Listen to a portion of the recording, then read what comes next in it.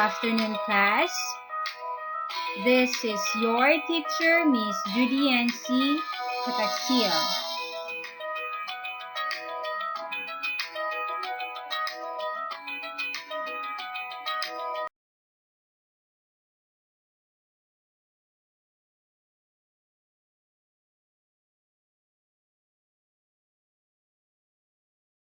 How are you today?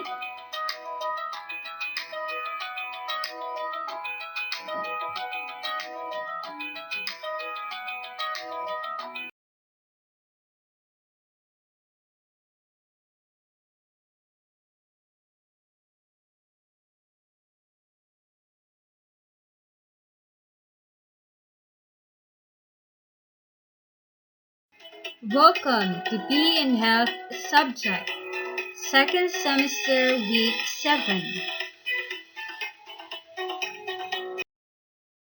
Learning objectives. At the end of the lesson, the students will be able to identify the safety recommendations in orienteering activity and know why it is important to join orienteering activities. So, that would be our learning objectives for this afternoon lesson.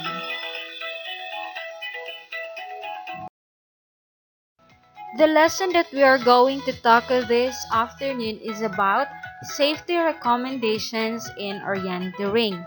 Since last week we discussed what is orienteering, now let's discuss what are the safety recommendations in orienteering activity.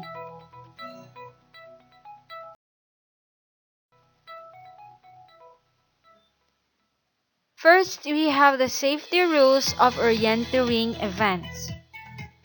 First, you need to strictly observe all event-specific rules, cautions, and advice.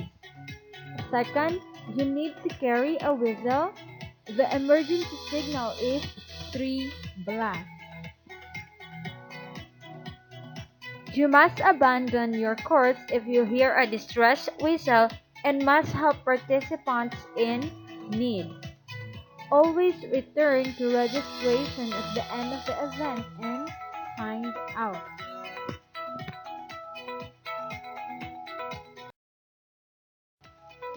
Safety recommendations while on course.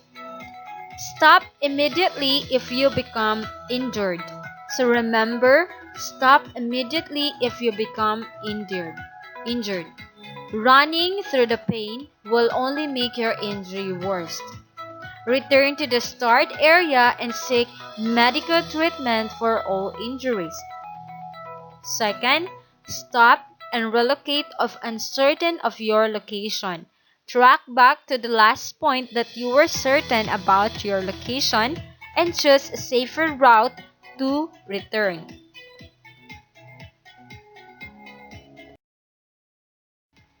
If you're lost or hurt, stay still and blow the distress call. Remember, the distress call is three whistles blow until help arrives. In case of an overdue person, the organizers will initiate a search. You can help by following the direction of the organizers.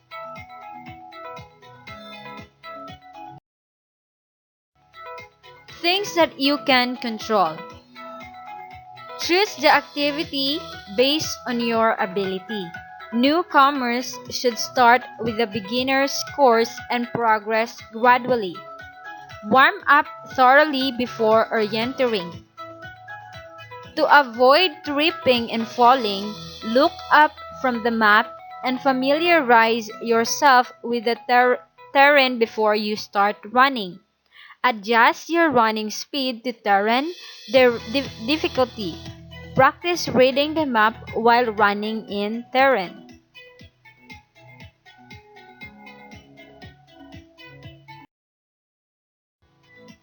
Wear appropriate clothes to cover skin and consider wearing eye protection. Make sure your shoes are comfortable and give a good sport.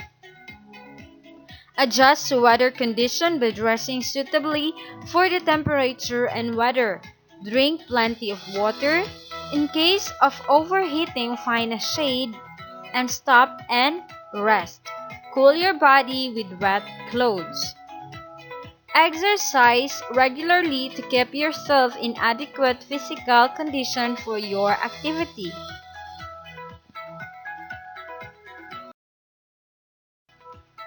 Things you can't control but can be prepared for.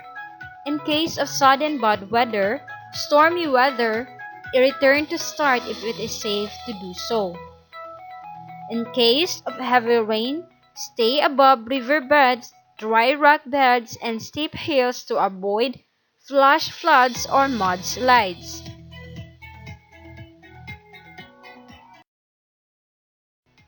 In case of lightning, avoid high places and large open spaces. If a thunderstorm happens, it is best to head to shelter. Example, your car or building. If that is not possible, find low ground.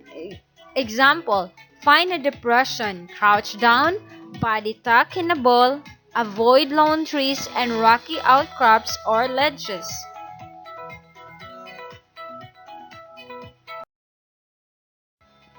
In wildfire situation, try to leave the area moving away from the fire. Choose a downhill route but stay out of canyons to avoid smoke and be aware of wind direction which may blow the fire and smoke towards you.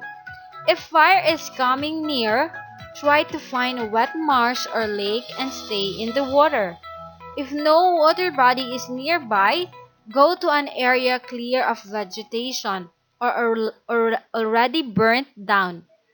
A ditch or depression, lie face down and cover your body with dirt.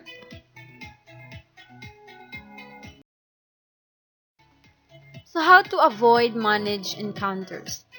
Avoid encounters. Do not approach or feed wildlife. This could lead to human injury and or destruction of the animal. Ways to avoid wildlife. Make lots of noise to alert animals of your presence. Example, talk loudly, sing or shout. Or travel in groups. Walk pets on leash. Be aware of your surroundings and recognize sounds, tracks, scat of wildlife. Respect area warnings and closures.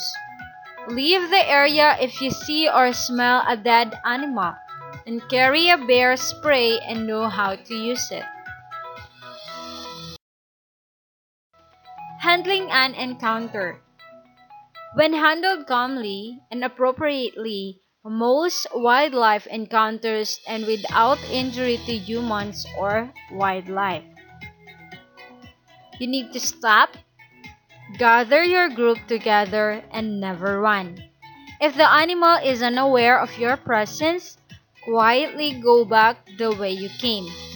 If the animal is aware of your presence, act non-threatening. Talk calmly and back away slowly. And prepare to use your bear spray.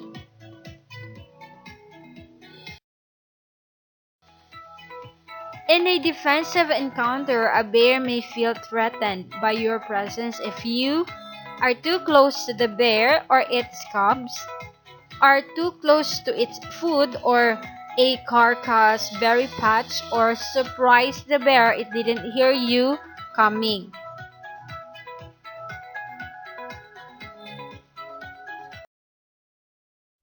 Be non-threatening. Stay calm and back away slowly. So you need never run. If the bear comes with range, use your bear spray. If the bear makes contact, play dead. If the attack continues, it may have shifted to a non-defensive or predatory attack. In this case, fight back. A non-defensive approach by a bear, cougar, coyote, or wolf is when the animal has time to leave but still approaches you. Never 1. Intimidate the animal or act big and loud. If wildlife comes with range, use your bear spray. If the animal makes contact, fight back. Attack the eyes and nose.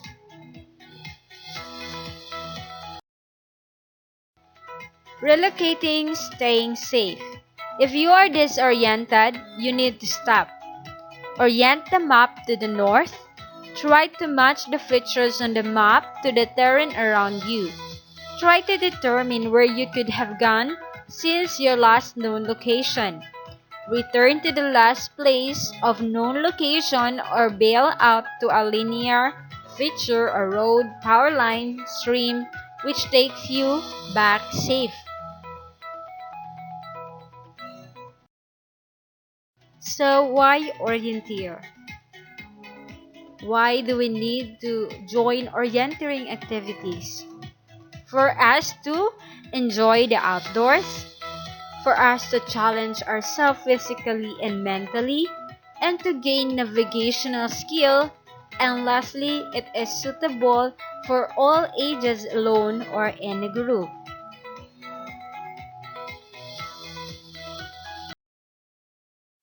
So that's all for our lesson this afternoon. I hope you enjoy and you've learned a lot.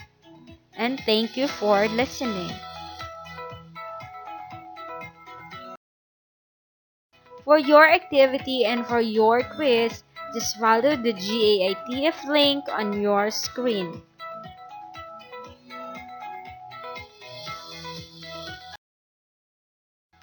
Once again, good afternoon and have a nice day.